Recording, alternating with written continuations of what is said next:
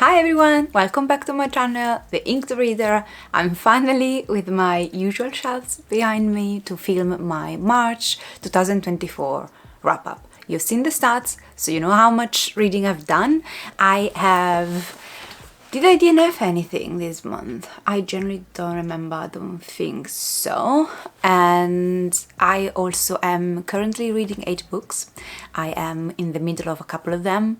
I don't show you what I'm currently reading in these videos, but let me know in the comments down below if by any chance you would be interested. If not, they're gonna be hopefully, finger crossed, in my April wrap-up, if I can manage to finish those. Yes, starting so many books at the same time does delay the completion of them, because yeah, it takes more time to read, of course, but I'm happy with how it has been. So for now, that's what's gonna keep happening. I always mention this, that quality doesn't stand for my enjoyment. I rate these on a scale based on my personal enjoyment of them.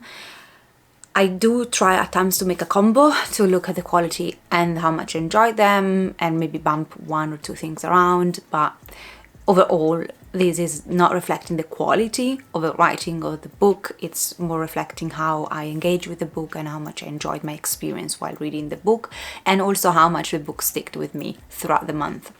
But yeah, at number 7 we have Spells for Forgetting. This came with a adult fairy loot box in, was it February? I believe it was February. A very gorgeous copy that I already got rid of because it just didn't work for me. That's why it's number 7. So this is the story of mainly Violet. Violet, she lives in our ward, so this takes place mostly in our ward, and then there is an additional ward that you can access through certain portals, keys. And Violet has been sheltered by her uncle all her life because there is a curse attached to her. Her mother left when she was very little, so the uncle have kept her in the house mostly for her life, trying to hide her away from the bad guy, from, you know, whoever is from the other world that is trying to access her. So she has a number of years to break this curse before the other, you know, the bad guy comes for her. And you really start, the story kicks off when she's approaching the deadline. She's approaching the time where, you know, the curse will take place. So she's trying to now find her freedom from her, you know, the limited confinement of her house, of her uncle's house, to try and break this curse before it's too late. Now, the premise sounds very cool, and it was very cool premise. I did like the first few chapters, but unfortunately went downhill very quickly. One of my major issues I had with these was that there was very little plot. It's very whimsical as a story, to the point that it's quite flimsy. And I know that a lot of the times people might say, you know, well, if the characterization is so well done, doesn't matter if the plot is low, it's not much there. But I can guarantee you that in this case it does matter, because the characterization wasn't that good. The plot could have been contained in a novella, a short story, you would have been done with it. I think this was also, in terms of characterization, Violet was very meh. And there is this sort of love interest which is quite frankly pathetic. I wrote down my review and just said he looked like a puppy looking for a treat. And Violet, although it makes sense that she's naive because again she's been sheltered all her life, the amount of time she repeats the same mistakes, it's frustrating. I'm not saying that it's not justified because of the way she was raised, but stupid is still stupid, even if it's justified. So that's to say, I wasn't a big fan of her. So the characterization was lacking. These characters weren't that fascinating, that weren't that interesting. And I do honestly see this book a bit of like the attempt of the author to create something like Strange the Dreamer, which personally wasn't the biggest fan of either, but definitely quality-wise 1,000 times better than these. It definitely kept me entertained, while with these I should have DNF'd. I wanted to DNF this and put it down and never pick it up again a million times. The true pity here is that the writing is lovely and her prose really does mask a bit the lack of everything else. So I did push myself through these, but unfortunately it's a lot of wasted potential, and it's also not my thing. And I should have known at the beginning that this wasn't my thing. This kind of very whimsical, slow, atmospheric, in my opinion not done well though, books are not. I really struggle with them. Next I will have to put Nana. This is a horror I found on Scribd. I think the Scribd changed name, but despite the change of name, it's still Scribd. So it's this kind of, you pay monthly and you can access audiobook throughout the month. You get like new releases wise, you can get 2, I think, or 3 before they kind of downgrade you for the rest of the month. But anyway, I listened to this on Scribd, and this is a horror. It's a standalone horror, and it's the story of his family. Monica, Troy, husband and wife and husband, and they have 2 kids. And Monica's been raised by a sort of auntie figure. Her mother left her and she put her up for adoption, so this woman adopts her. And at the beginning of the book, this woman that adopted Monica has passed, and so Monica and her family attend the funeral, and at the funeral her biological mother appears. She's there, all of a sudden she's returned after 1,000 years, and she wants to connect with the family, so Monica invites her to stay over at her house, and then all hell breaks loose. Now, this could have been written only by a man. And I honestly, generally, I'm not someone that makes this comment very often, but this was so sexualized to a point that I found it personally very gross. And I also found out that sexual horror, so horror where the grossness comes from these very twisted sexual encounters, are not my thing. So if I had known how sexual this was, I would have probably stayed clear of that. I am someone who's very open to any kind of literature, whether author can write whether they want and you can choose to pick them up or not. However, personally, I was, the amount of times, for example, that women were described by Troy and the way they were literally sexualized. There was a description of a secretary of a investigator that at one point Troy goes into, and it was quite disgusting personally to have to listen to that. So yeah, I didn't appreciate that part of this. And that it's also the conundrum, because Troy is a kind of man that I could never stand in everyday life. Like, I would never pay this guy like a 5 seconds of my life, apart from maybe being polite and say, how are you doing? It's definitely not my kind of character. And the other side, though, he is the only one that pulls this story through.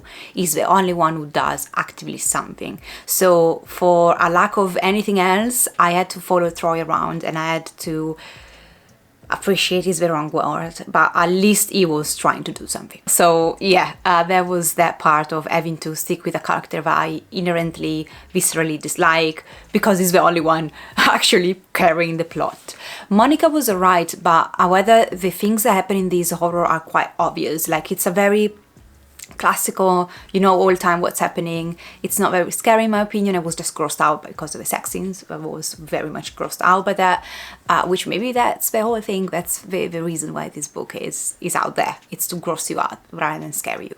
And Monica, again, some of the things are so blatant, so in your face, that you as a doctor, so someone who's studied, someone who's got probably a bit of an inquisitive mind in order to be a doctor and diagnose people, the fact that she couldn't get a hold of herself enough to understand what was happening, or she didn't really ask herself any questions for a long time, it was, again, quite frustrating to get along with. It wasn't definitely the worst thing I've read, but it was definitely not remarkable at all.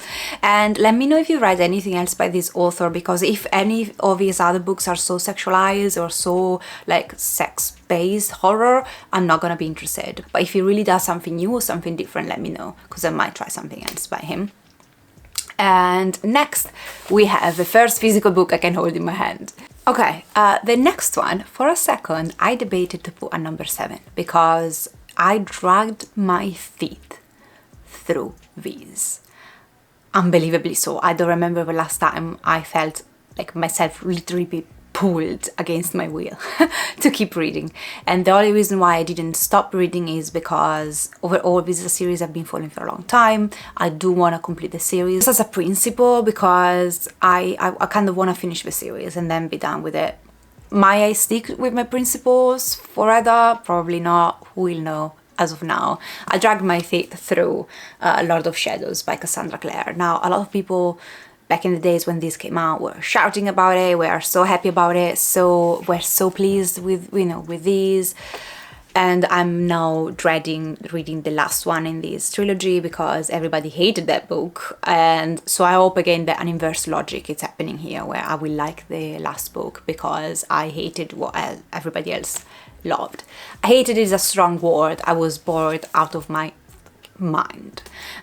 So this is us following trilogy from the Mortal Instruments by Cassandra Clare.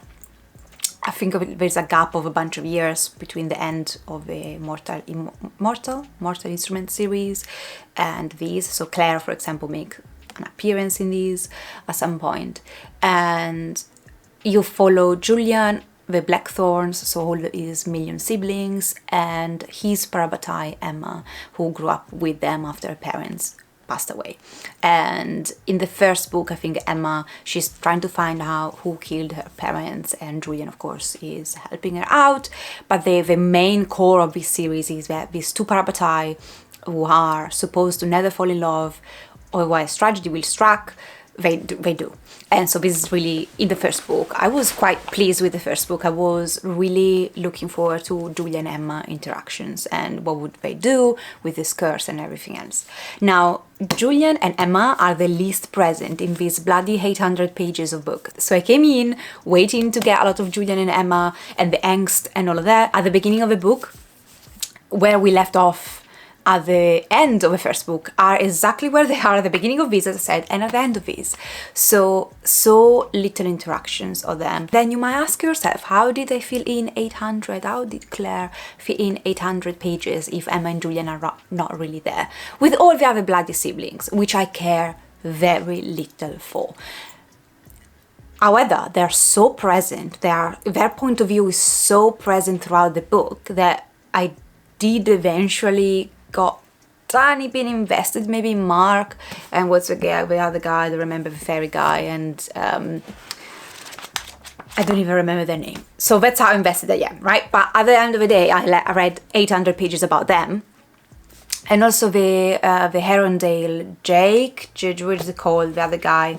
So you follow a million siblings, basically. You follow the point of view of a million of the siblings. They're quite young, 14-ish, some 13, 14, and I just couldn't care less. I just really don't want to read about 14 years old Shadowhunter. Like, it's just personally something that doesn't appeal to me anymore. And I'm starting to think that I'm growing too old for the series. I can now see all the flaws that probably at the time I wasn't seeing it. I will not push myself to reread it, the series at the moment, because I generally have good memories of it and I don't want it to be ruined. This one made me question if actually I do like the whole series as I thought I did, or I don't. I definitely preferred Cassandra Clare, the new adult fantasy series that she created. I really enjoyed that one. This one is comparatively so lacking. In my opinion, I was bored out of my mind. Things do happen. The end is full of action that makes no bloody sense.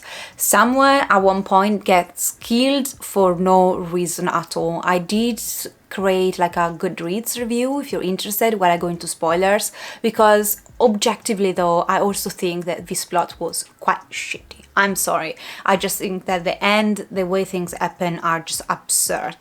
So I do have a last book in the series. I am potentially planning to finish it this year because I want to be done. I just don't want to see these books ever again. Probably if I'm disappointed in the end as I am in these. And it's a pity because Julia and Emma, it's the only thing I care about. So she better put a lot of them in the third book if she wants to get any more stars than she did with these. She doesn't care. Clearly she doesn't care, but that's just, to say. Okay, so now let's get into the books that I found I enjoyed a bit more.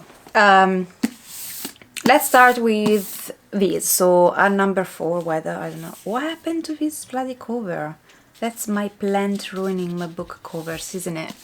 I used to have my plant behind me, you might know. This kind of plant, but it's a huge one. Now it's on the ceiling and it ruined a lot of my covers because the roots entered inside the bookshelves and ruined my covers. Hence why I decided to put it up on the ceiling and not ruin any of my other gorgeous book covers. Sorry for the digression. Anyway, Justice of Kings. It's a trilogy. It's a high fantasy story.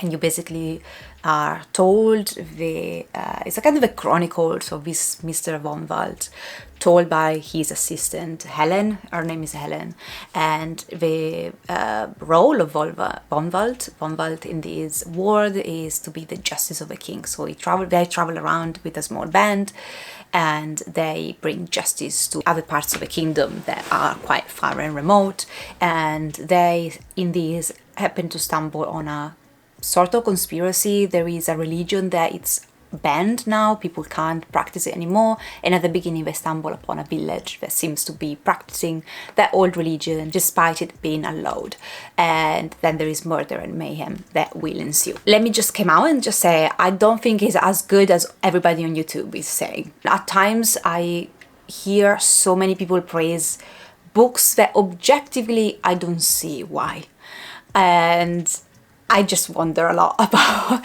publicity and money involved. Said that, this wasn't a bad book by any means. I found the first half more difficult to go through.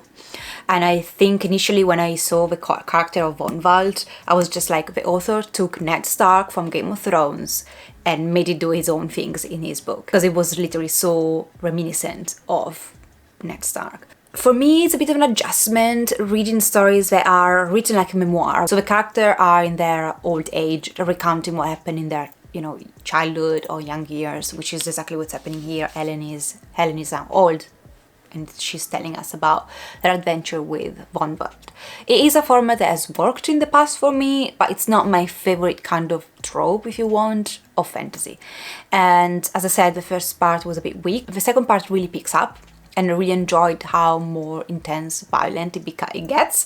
That it's what I love, grim dark fantasy. So it definitely gets a bit more darker. It gets darker and full of action-packed violence, which I did really enjoy. I found a couple of things that a bit irksome. First of all, Helen, for me, she is an acquired taste, and it's a taste that I'm still not sure if I like it. And I can make a comparison where I used to hate eating salad until my 30s, and now I eat it almost every day, but I'm still not sure that I'm liking what I'm eating, and I need to put a lot of condiment on top of it to be able to chew it down.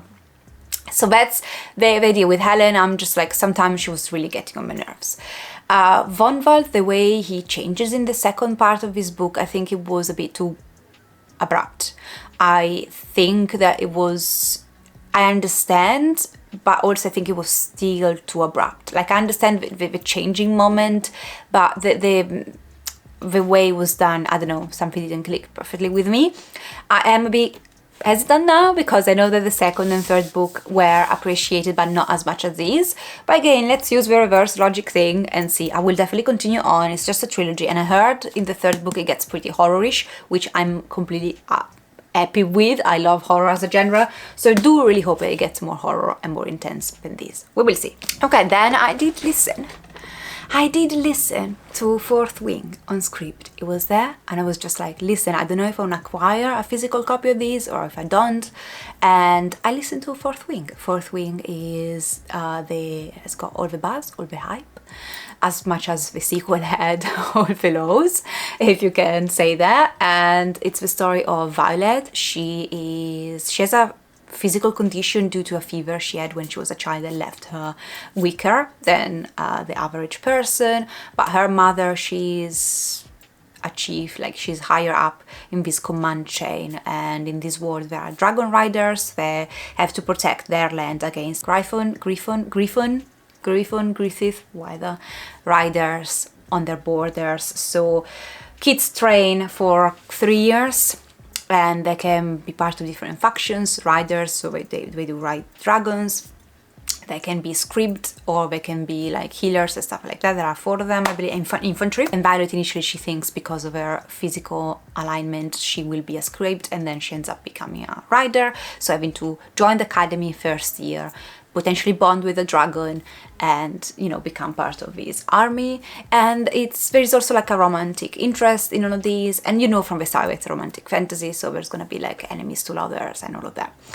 Everybody knows what Fourth Wing is, so I really don't think like I should give you a longer synopsis than this.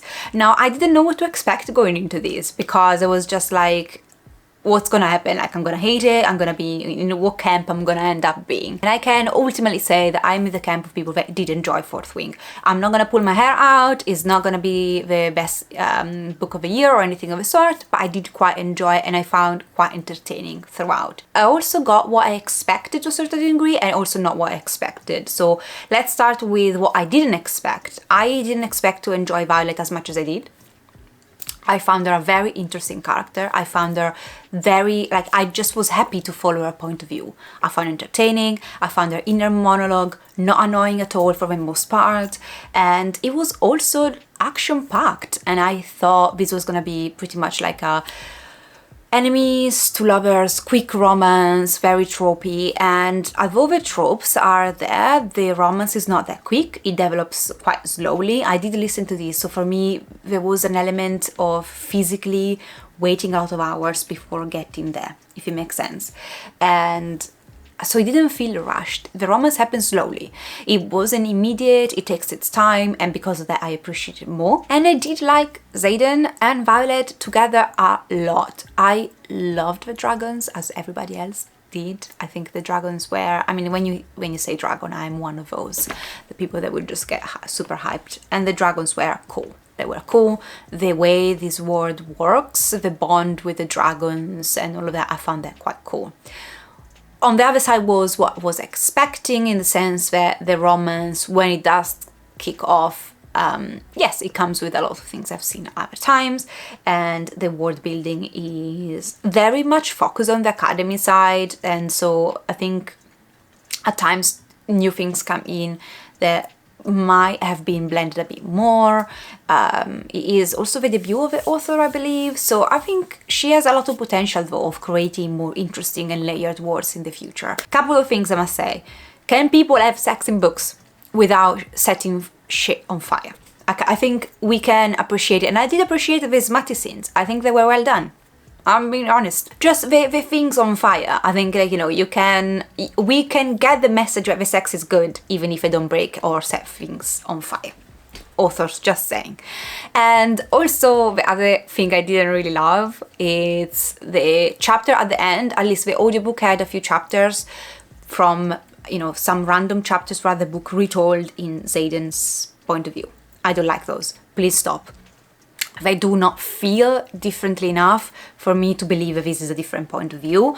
And they also always focus on the male character existing only to sing the praises, or, you know, how beautiful or how clever in this case, because Violet, she's definitely clever. For me, they feel quite cheesy to the point that I'm not saying that, you know, the male character don't think these things about the main protagonist. I guess he does, but he can't think of anything fucking else for like days on end. Well, you know, this chapter takes place throughout the days, and I just think it's too heavy-handed at times, and it just really feel like the author wants to really highlight the beauty of the female character in this case by having the male just being so completely in awe of her, and, you know, everything is about how beautiful she is or how clever she is and how much she wants her. Yes, but they don't add anything. We already knew that from the main story, so please just keep those bloody point of view. I hate when they rewrite books from the male point of view and they just feel like an ode to the beauty of the girl. Like, you can integrate that in the main story. I don't need to reread a whole book of cheesiness from your point of view. I don't know, I just find it quite repetitive. It doesn't bring anything new. I already know you want her. You guys set things on fire while having sex, so I guess you had a connection. I guess you like her. Yeah, so anyway, moving forward. Yes, I will listen to the second book. Finger crossed, let's see what happens, because literally everybody hated that. Also, can we appreciate my pin today? Let me know in the comments down below if you know where this is from, and if you don't, probably we can't be friends. Number 2, from Blood and Ash by Armin Trout, another very popular romantic series. I did read it and I had such a good time. It was just fun. And this is the story of this girl. What is her name? I don't even... Poppy. So our main protagonist, Poppy, she is a sort of nun in this world. She's sacred. She can't be seen or touched by basically anybody. She has got guards that protects her all time. She's almost like a saint, and she is quite young, and she's waiting to ascend, to become like godlike. So at the beginning of the book, she lives with a countess in the castle of this countess, away from the mainland, away from, you know, the palace of the king or queen. And she's there just to be protected, to come to age, to be then made into basically a real saint or something like that. And in this world they are not called vampires, but they are vampires. So this world is set where people as civilization have to live in walled cities, because outside there are these vampires roaming, and some of the vampires are made.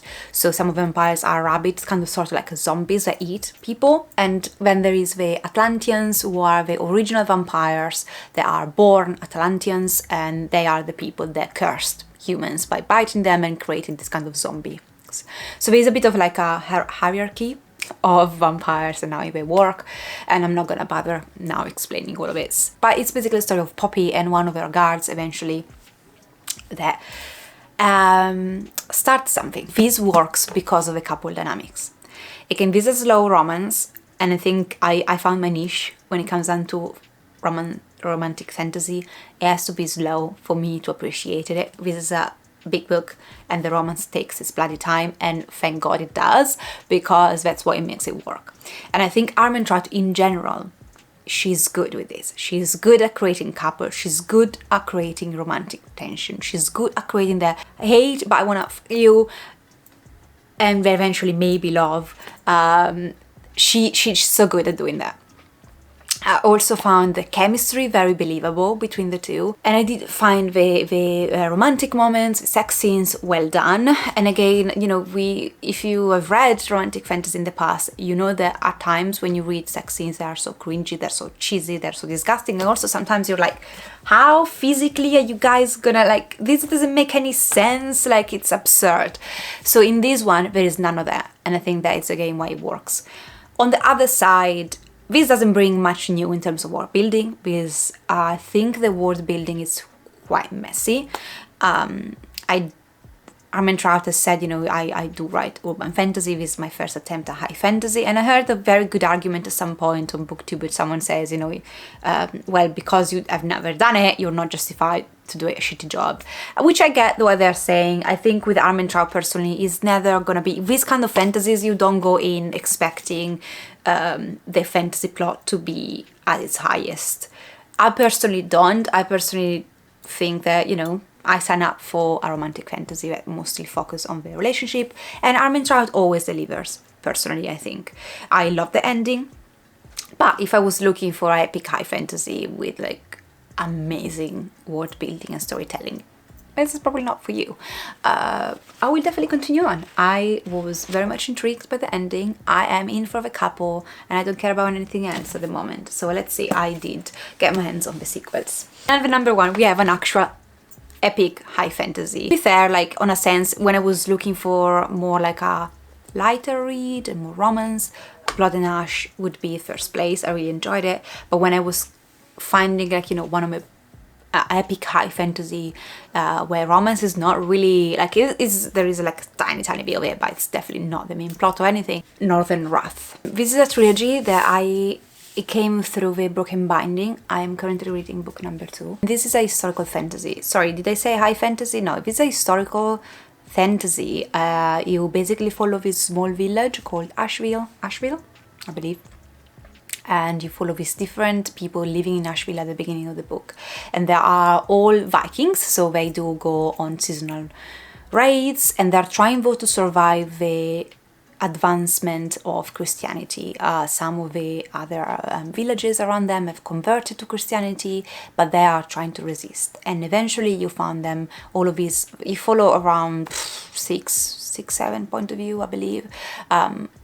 These kind of people from the village, most of them are from the village, going on this journey of either finding themselves, of either finding the gods, or, you know, trying to protect the village, where there is anybody is up to something in this. You do bounce from point of view to point of view, so in that sense it keeps you engaged, because, you know, you might be following one point of view and then it finishes on a cliffhanger, and then you have to follow other 3 points of view before you go back to the other point of view, which I found as a technique to write books personally very clever, and it really works for me. A bit like Game of Thrones, it uses this kind of technique, and it does keep me engaged at all times.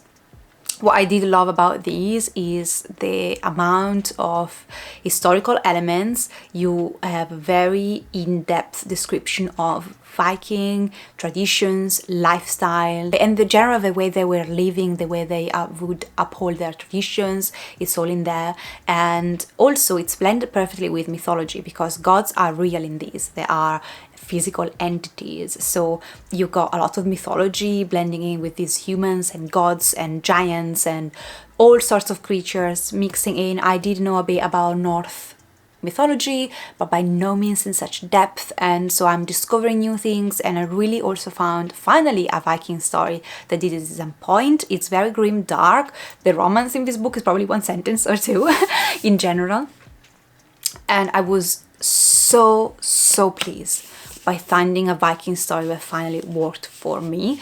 And I've never heard of the Hanged God trilogy before, and I would love to know if someone has read it, because I'm now in the middle of book 2, so please don't spoil it for me. But in general, I just generally don't understand how this doesn't get the hype, at least the same hype that Shadow of the Gods, which for me is, that gets. I don't think it's fair, where you have quality-wise, objectively, 2 books attempting to do something like a Viking story. And I'm not saying that you necessarily have to love what I love, or that you have to appreciate these more than the Shadow of the Gods, for example, but I just don't get why one gets all the hype, while the other one, that at least quality-wise, I would challenge you to say that's not the same, if not way more, in my opinion, why the hype is not there. And I know that there are a lot of things behind it, but yeah, it was dark. It was certain scenes, they're very grim dark, and I loved it for it. I loved how savage it was at moments,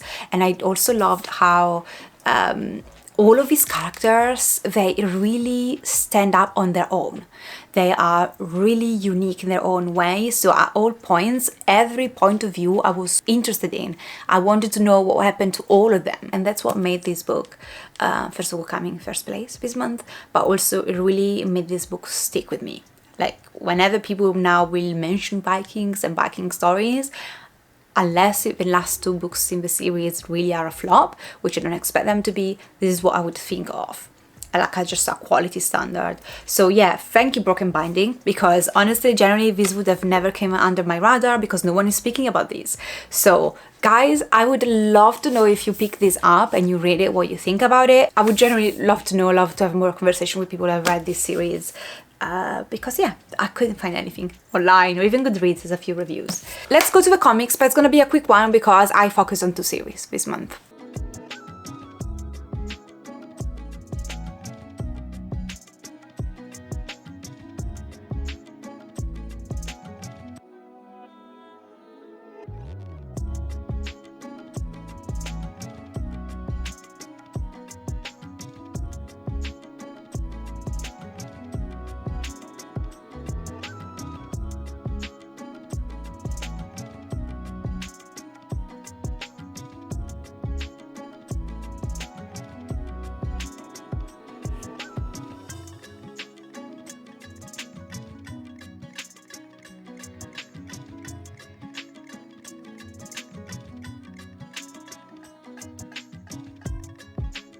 Okay, so in terms of comics, the only graphic novels I've read this month was Penny Dreadful.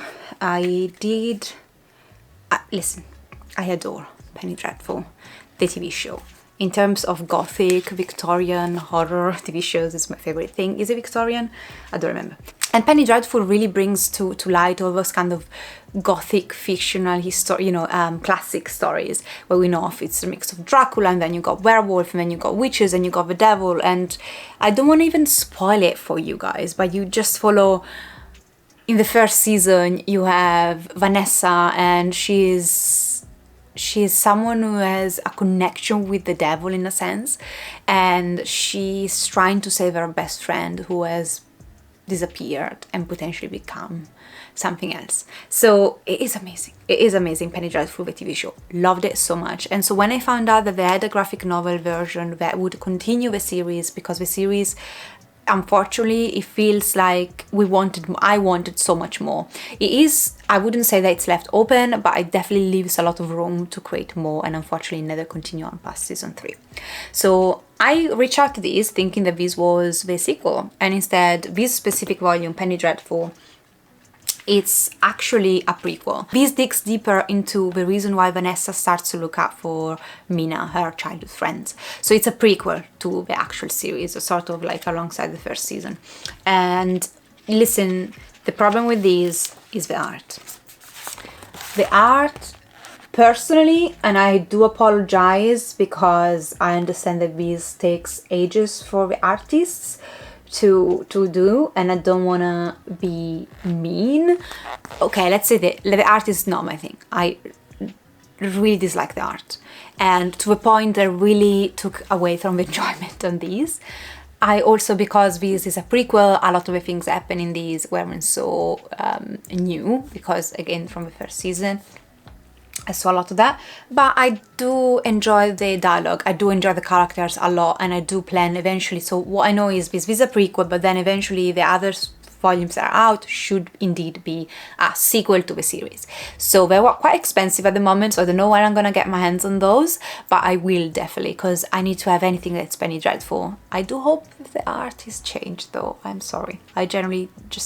I would wish for a different art style for the rest of the series. Let's see what happens. But would I suggest these? I would say you have to be a fan of Penny Dreadful, the TV show. Don't pick this up if you've not watched the TV show. It's probably not worth the money for the content and the art in these. Sorry. And then I focused, as I said, on 2 series. So I decided that, first of all, economically, I can't purchase 1,000 things nowadays. I do still purchase things, so I'm not like on a book buying ban or anything, but also realize that because I'm in the middle of a million series, I was starting to lose plot threads. So I decided that maybe I can binge read more series and then bring them a bit more volumes here. I don't know how I'm gonna structure it, basically this in the future. I might keep it simple and brief if I read like an odd volume here and there, but for example, for a series that have 23 volumes, me bringing here volume 15 to you that you might have not read it or read it ages ago, it might be less interesting or useful than me actually reviewing the whole series. That's to say, I still want to mention the things I've been reading, so I'm not completely erasing these, but I might eventually do like binge read more series and then do reviews of the whole series, if it makes sense. But said that, so I did read a couple of volumes of One Piece. I read volume 12 and volume 13. You might have seen from my highlights of winter that I did watch the adaptation, Netflix, loved it. And now finally, after I watched it, I could move on to the Baroque works. How do you pronounce it? I have no idea. So I've started that other saga, this Baroque works. I'm gonna call it Baroque, okay? And first of all, the whale. I had tears in my eyes from the whale. You can't, that's the thing with Oda, is he makes me tear up so many times because I generally care so much. And I think that's what makes One Piece, right? Is I don't particularly love the action scenes, for example. I think they are quite messy, which is just the art in general. I don't think it's the best art style I've ever seen, but this is all about the characters and the adventures, because the adventures are very cool. So in the volume 12, he had me in tears because of the whale. I hope we see more of the whale. And this, volume 13, Dory and Broggy, it creates certain characters. So I'm just like, oh man, like now you got my heart in the palm of your hand and you can squish it and destroy me. I'm so invested in the characters. And I also again found the adventures and all these kind of islands with different characters and different powers and different dynamics really lovely. Yeah, it's One Piece. It's One Piece. I've read volume 11, volume 12, volume 13,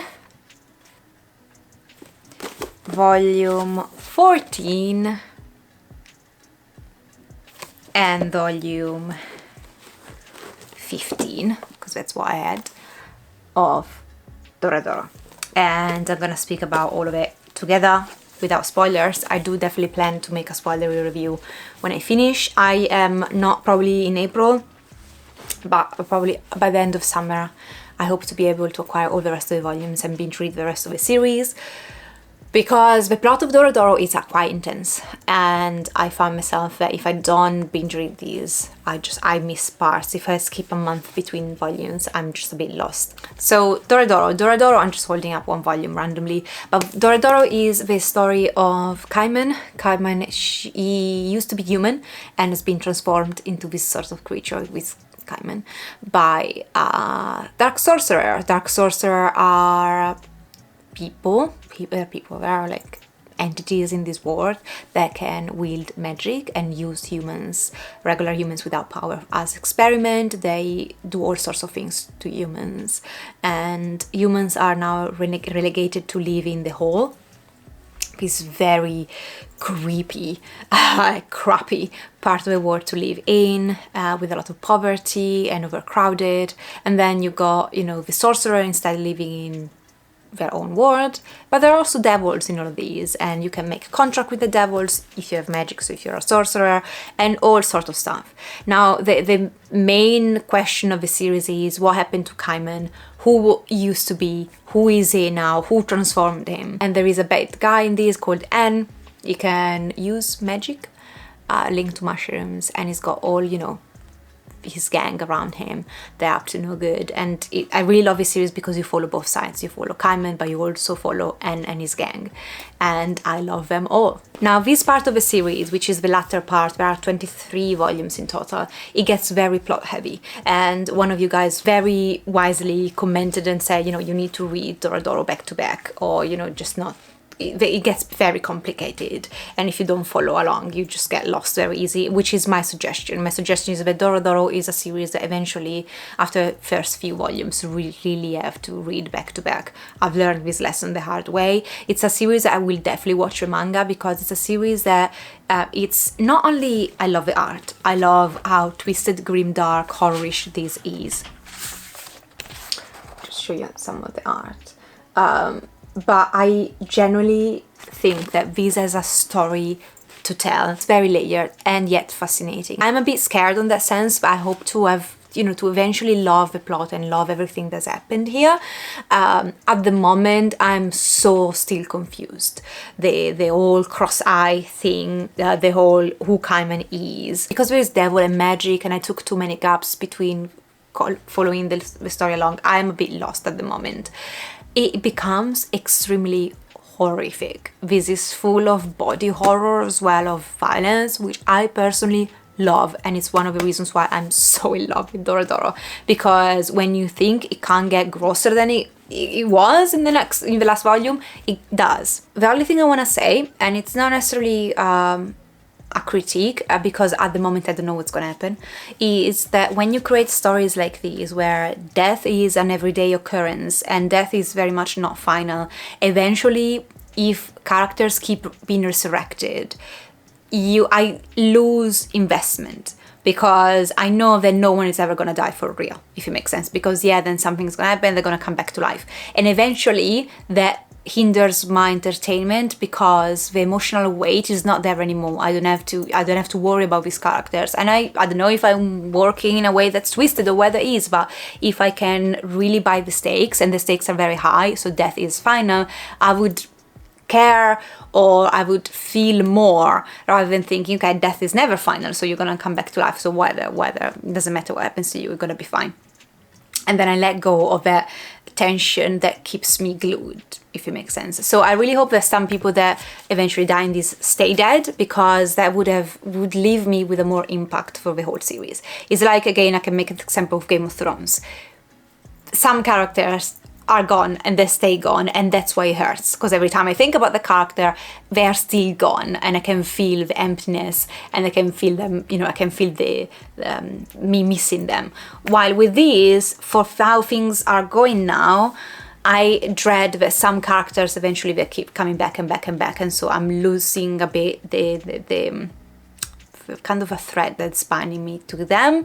But again, this is still early days in terms of concluding these, potentially for the last time. So let's see what happens. But yeah, guys, that is it. Let me know what you've read in March. Let me know if there is anything you would recommend me to read. I'll see you next time. If you're new, I would love for you to subscribe, put a like, whatever it is. I really appreciate all your support. See you next time. Take care of yourself. Ciao.